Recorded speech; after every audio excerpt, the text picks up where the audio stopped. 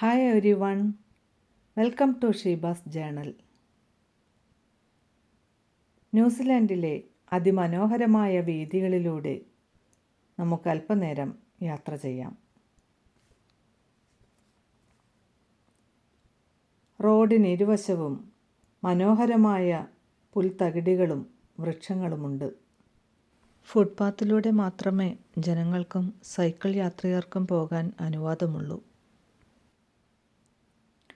ഇവിടെ മോട്ടോർവേയിൽ വാഹനങ്ങളുടെ വേഗത 100 km/h ആണ്.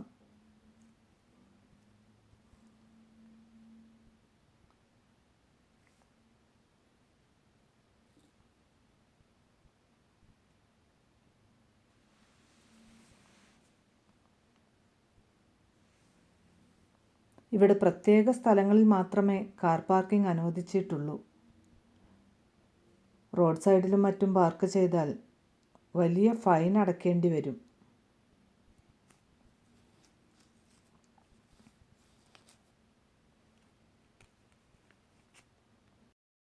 ഇവിടെ സാധാരണ റോഡ് സൈഡിലൊന്നും ആളുകളെ കാണാറില്ല. എന്നാൽ അവിടെ നോക്കൂ, ഒരു കൂട്ടം ആളുകൾ. അവർ ഇവിടെയുള്ള സീനിയർ സിറ്റിസൺസ് ആണ്. ഇവിടെ ഓൾഡ് ഏജ് പീപ്പിളിന് ട്രാൻസ്പോർട്ടേഷൻ ഫ്രീ ആണ്. റിട്ടയർമെൻറ്റിന് ശേഷം ഫ്രണ്ട്സുമൊത്ത് ഗ്യാങ്ങായി ഫ്രീ ട്രാവലിംഗ് ചെയ്ത് അവർ ലൈഫ് എൻജോയ് ചെയ്യുകയാണ്. ഇതുകൊണ്ടുകൂടിയാവാം ന്യൂസിലാൻഡിന് റിട്ടയർമെൻറ്റ് കൺട്രി എന്നൊരു പേര് കൂടിയുള്ളത് എന്ന് തോന്നുന്നു.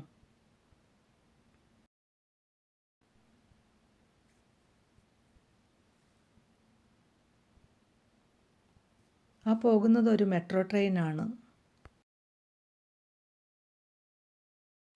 ആ പോകുന്നത് എട്ടിയുടെ ബസ്സാണ്. ഇവിടെ ഡബിൾ ഡക്കർ ബസ്സുകളുമുണ്ട്. ഇവിടുത്തെ ബസ് സർവീസുകളും മെട്രോ ട്രെയിനും ഫെറിയുമെല്ലാം ഓക്ക്ലാൻഡ് ട്രാൻസ്പോർട്ടിംഗ് കോർപ്പറേഷന് കീഴിലാണ്. ഇവിടുത്തെ പെട്രോൾ പമ്പുകളിൽ പേവേവ് വഴി പൈസ അടച്ച് നമ്മൾ സ്വയം പെട്രോൾ അടിക്കണം. നമ്മൾ കാറിനുള്ളിലിരുന്നു കൊണ്ട് തന്നെ ഓട്ടോമാറ്റിക്കായി കാർ വാഷ് ചെയ്യാനും ഇവിടെ പെട്രോൾ പമ്പുകളിൽ സൗകര്യമുണ്ട്. ന്യൂസീലാൻഡ് പേര് സൂചിപ്പിക്കുന്നത് പോലെ തന്നെ ധാരാളം കടലുള്ള ഒരു ഐലൻഡാണ് ന്യൂസിലാൻഡ്.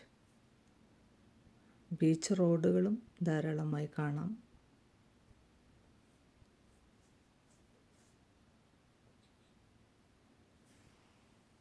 ഇവിടുത്തെ സ്ഥലങ്ങളുടെ പേരുകൾ വളരെ വ്യത്യസ്തമായി തോന്നുന്നു. പക്കുരങ്ങ, പുക്കിക്കോയ്, പപ്പാക്കുറൈ, പുഹിനോയ്, മാനുക്കവ, മാങ്ങറേ, മാങ്കനൂയി, മനോരേവ എന്നിങ്ങനെയുള്ള മാവോറി ഭാഷകളിലാണ് സ്ഥലപ്പേരുകൾ കൂടുതലും അറിയപ്പെടുന്നത്. ഇവിടുത്തെ നാറ്റീവ് പീപ്പിളായ മൗറീസ് ഉപയോഗിക്കുന്ന ഭാഷയാണ് മൗറി ലാംഗ്വേജ്.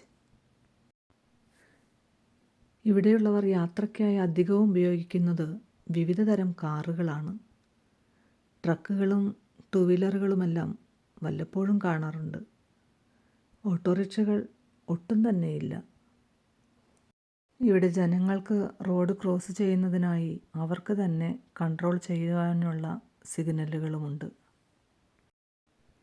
ഇനിയുള്ള കാഴ്ചകളും വിശേഷങ്ങളും അടുത്ത വീഡിയോയിൽ. Okay, please subscribe my channel.